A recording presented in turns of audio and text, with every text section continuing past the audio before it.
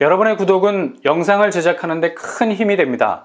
영상을 보시기 전에 구독과 좋아요 꼭 부탁드리겠습니다. 아울러 회원이 되시기를 원하시는 분들은 유튜브 채널 홈피 구독 옆에 있는 가입 버튼을 눌러주시기 바랍니다.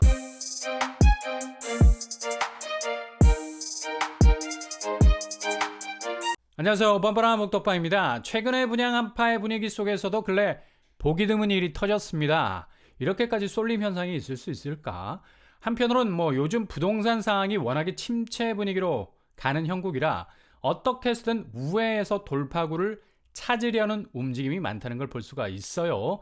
그만큼 매수세가 잔뜩 얼어붙어 있다는 건 유불리를 따질 때 지금 움직이는 사람이 굉장히 불리할 수 있다는 점이죠. 가격이 거품을 빼지 않고 엉덩이를 뒤로 쑥 빼고 있습니다.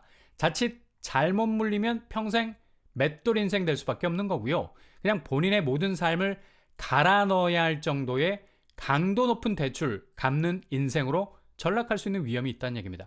그래서 기다리는 겁니다. 다행인 건 이게 그리 장기적인 줄다리기가 아니라는 것. 결국 전혀 매수세가 붙지를 못하는 매도 물량은 본격적으로 가격을 던지기 시작할 겁니다. 그래서 지금 기다리는 게 가장 공격적인 매수 타이밍을 잡는 거나 마찬가지의 일이 될 수 있다는 거죠.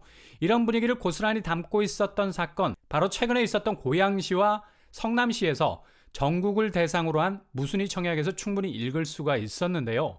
구축 매매 시장은 거의 거래가 쪼그라들고 있는 상황에서 이번 무순위 청약을 보면 그 결과가 어마무시하죠. 먼저 DMC 헤리티지자의 고양시 덕양구에 위치한 신축 아파트, 무순위 청약에서 무려 21만 명이 넘게 지원을 했습니다. 와, 이 시국에 20만 명이 넘는 청약 접수 마쳤습니다. 이거 근래 보기 드문 수치 아닙니까? 평형별로 각각 한 세대씩 나왔기 때문에 16만 대 1, 그리고 4만 8천 대 1의 경쟁률을 찍었어요. 굉장히 비현실적인 경쟁률이죠. 일단 당첨되면 3억 정도의 분양가를 세이브할 수 있는 효과도 있다는 말이 자자해서 요즘 분양가는 주변 시세보다 높게 나오는 게 무슨 철칙과도 같아서 아예 신축 분양 쪽은 눈길도 가지 않는 상황에서 대체로 6억대 분양가로 나온 것이 사람들 눈에 쏙 들어간 거죠. 물론 무주택자만 대상으로 한 게 아니라 다주택자도 괄호 안에 포함이 되어 있기 때문에 경쟁률 수치가 거의 치사율에 가까웠던 것으로 보였고요. 그리고 당해만 가능했던 계약 취소분도 1,400명 정도가 지원을 했습니다. 특공만 뽑는 제한적인 부분이 분명히 있었는데도 말이죠. 아무튼 이런 결과적인 단면만 잘라서 보더라도 얼마나 지금 매수세가 가장 간절히 원하는 것, 다른 거 없죠. 바로 가격 인하. 아무리 금리 내린다 해도 여전히 고금리 선상에 머물러 있는 대출금리는 부담이 100배일 수밖에 없고요. 기본적으로 아파트 값이 정상화되지 못하면 절대로 매수세가 부동산 시장의 얼음을 해빙할 수 있는 따뜻한 기운이 되어주질 못하는 건 당연합니다. 이게 그대로 어제 무순위 분위기에서 읽을 수 있는 팩트죠. 그래서 구축 매매 시장에 거래가 없는 겁니다. 이렇게 가격 경쟁력이 있는 무순위는 미어 터지게 되는 거고요. 그리고 최근에 또 한 곳에 무순위 청약이 있었죠. 바로 산성역 자이 푸르지오. 여기도 한 세대 모집인데 거의 7만 명 정도가 올렸고요. 경쟁률도 7만 대 1에 가까웠습니다. 계약 취소분도 지역 거주자만 신청을 할 수가 있어서 105명 정도가 지원을 했고요. 여기서 무순위 같은 경우는 7만이 쏠림 현상이 있었으니까 거의 박이 터지는 경쟁률을 보인 거네요. 이렇게 고양시와 성남시에서 진행된 무순위는 전체 28만 명이 지원을 하는 다소 충격적인 경쟁률을 보여주게 됐는데요. 정말 기가 막히죠. 그만큼 지금 집값 자체가 더 이상 실수요가 감당할 수 있는 수위를 훨씬 넘어섰다는 것. 그리고 그 부담은 고스란히 작년 상반기부터 자기 소득의 배가 되는 대출을 무리하게 받으면서 더욱 가중이 됐다는 사실을 여실히 보여주고 있습니다. 그런데도 12월 코픽스 금리가 살짝 내려갔다고 환호들을 하고 있는데 이거 너무 성급하게 보일 수가 있습니다. 일단 코픽스는 전월 대비 마이너스 0.16 정도가 하락을 했죠. 잔액 기준, 신잔액 기준 모두 전월 대비 하향 추세인데 일단 움직임 폭이 너무 작다는 거죠. 11월 대비 3.84%를 찍었고요. 3개월 연속적인 상승 추세가 12월 들어서 꺾인 것으로 보입니다. 흔히 코픽스 금리는 국내 8개 은행이 조달한 자금의 가중평균 금리로 굉장히 좀 어렵게 들리죠. 근데 뭐 굉장히 간단합니다. 그동안 예금 특판으로 팔려간 상품을 만기가 돌아오면서 4% 이상의 예금 금리 돌려주기 위해서 자금을 따박따박 긁어 모아야 하는 은행 입장에선 당연히 뭐 코픽스에 압력이 들어갈 수밖에 없는 거고, 그러니 뭐 3개월 동안 상승 국면에 있었는데 이런 뭐 쓰나미가 훅 지나가니까 살짝 코픽스가 꺾인 것으로 보입니다. 이렇게 되면 변동금리 폭이 약간 조정이 될 수 있기 때문에 KB국민은행은 주담대 변동금리가 상단 5.64에서 5.48로 낮아지게 되고요. 우리은행은 상당 6.11에서 5.95로 낮아지게 됩니다. 어찌 보면 변동금리 수준이 떨어지기는 하지만 소폭 조정이 되는 거라 그리 뭐 체감도는 높지 않을 것으로 보이고요. 그러나 이거 어디까지나 변동금리라는 점, 계속해서 금리 궤적이 바뀔 수 있는 변동성이 있다는 거죠. 무엇보다 가장 큰 변수는 미국 국채 시장입니다. 미국 국채 10년물이 우리나라 은행채에 직격으로 영향을 주기 때문에 바로바로 은행 주담대 금리를 뒤흔들 수 있는 요인이 되죠. 미국 국채 10년물이 4%에 다다른 지 뭐 이미 오래됐습니다. 나머지 단기 국채 금리도 계속해서 오르는 추세죠. 이게 가장 큰 변동 요인이 될 수가 있겠습니다. 아무리 코픽스가 살짝 꺾이는 추세를 보이더라도 금리가 여전히 고금리 상황에서 벗어나지 못한다는 건 바로 이런 이유 때문에 그렇죠. 미국 국채의 절대적인 지배를 받을 수밖에 없는 시중은행 입장에선 다시 미국 국채가 강하게 움직이면 쫓아갈 수밖에 없는 처지에 놓일 수밖에 없는 거고요. 그리고 환율 보세요. 1,300원 선에서 빌빌거리던 환율이 어느새 지금 1,340원까지 치고 올라오고 있습니다. 이거 뭐 또다시 방어에 나서야 할 조짐이 슬슬 보이기 시작한다는 거죠. 환율이 기본적으로 이렇게 잡히지 않는 건 이번에 한국은행이 또다시 동결로 자리를 잡고 있는 기준금리 3.5%, 이게 가장 환율 변동성의 기저를 장악하고 있는 센터라 말할 수 있죠. 아무튼 이렇게 달러와 원화 가치가 벌어져 있는데 아무리 원화가 선방을 한다 해도 기본 가치라는 체력이 딸리는데 여차하면 대외 변동 요소가 살짝 터지기라도 하면 여지없이 환율은 날아갈 수밖에 없게 되는 거고요. 근데 이렇게 한국은행이 기준금리를 눌러놓을 수밖에 없는 이유는 이러지도 저러지도 못하는 상황 때문이죠. 기준금리 올려버리면 여전히 깔려있는 부동산 PF 문제가 상당 부분 더 위기를 자초할 수 있겠고요.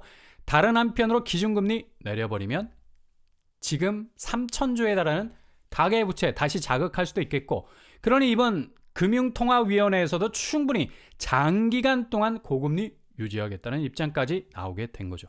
그러니 이렇게 미국 국채 변동성과 환율의 약세 현상이 시중은행의 주담대 금리를 안정적으로 장기간 내려앉게 하기에는 역부족이 될 수밖에 없다는 거죠. 이게 금리가 착륙을 해야 하는데 랜딩 기어가 좀처럼 안 내려오네. 그러니 착륙 지점에서 다시 상승할 수밖에 없는 악순환이 계속해서 반복되고 있다는 겁니다. 그러니 이렇게 원화 가치를 누르고 있는 또 한 가지 중요한 변수, 바로 위안화입니다.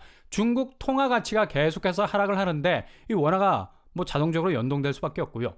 달러가 위안화만 만나면 그냥 뻘겋게 변해가지고 강세를 나타낼 수밖에 없는 건 그만큼 지금 중국 경제 사정이 안 좋다는 얘기고, 이미 디플레로 들어간 상황이 가속화되고 있기 때문에 좀처럼 침체의 늪에서 빠져나오지 못하는 걸 볼 수가 있습니다.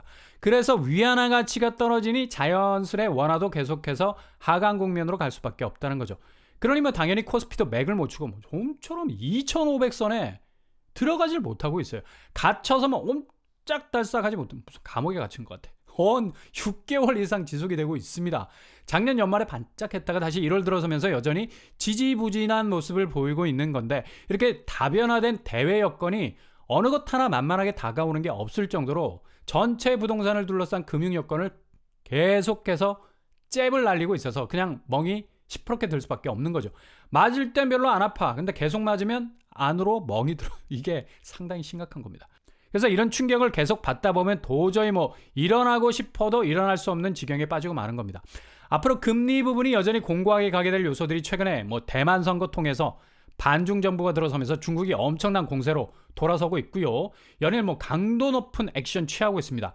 갈등이 본격화될 것으로 보이고요. 그리고 미국과 중동 국가 간의 분쟁도 계속해서 이어지고 있어서 달러에 대한 안전자산 선호도는 더욱 높아질 것으로 보입니다. 달러 인덱스 올라가는 거 봐. 이 지표는 뭐 달러 가치의 엔진에 해당되는 지표라 볼 수가 있죠. 인덱스가 계속해서 오르기 시작하면 달러 가치는 급격하게 솟구치게 될 겁니다. 그만큼 100이라는 지표를 넘어섰다는 건 앞으로 달러 강세는 계속해서 이어진다는 것으로 봐야죠. 그리고 새벽에 미국 월러 연준 인사가 이번 미국 GDP가 예상치 2%를 크게 웃돌아서 오히려 1월 말 FOMC 기준금리 인상 쪽으로 선회할 수 있다는 충격적인 말도 꺼냈었습니다.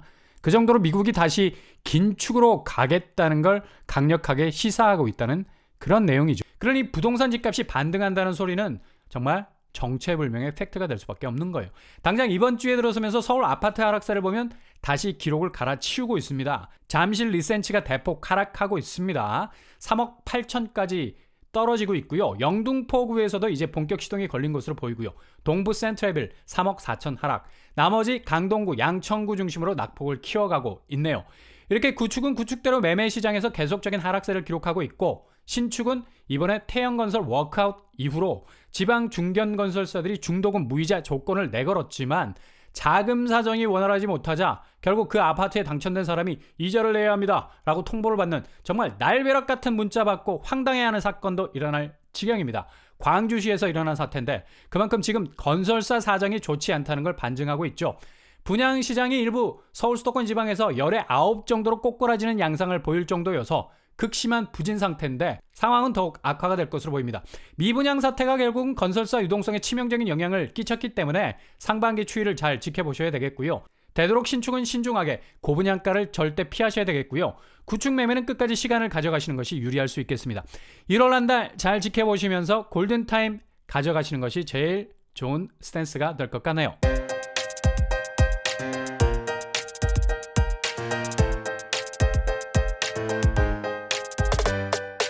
오늘의 부동산 캐리커처, 부동산 극악의 상황에서 나온 일부 무순위 쏠림 현상들. 결국 집값 정상화 관점에서 보자면 높은 분양가는 이젠 매수자들이 쳐다보지도 않는다는 거고요. 심지어 매매 시장에선 상승분을 그대로 녹인 집값 역시도 매수세가 추격하기에는 너무나 먼 당신이고, 금리가 내려간다는 장밋빛 전망, 미국발 국채금리 상승, 환율 상승, 그리고 대외 여건이 킹 달러로 다시 확대가 되고 있다는 사실, 단기적으로 주담대 금리가 내려간다는 것에 반색하기에는 여전히 갈 길이 먼 가시밭길이라 말할 수 있겠습니다. 오늘도 응원합니다. 여러분의 길이 꽃길만 되실 수 있길 바랍니다.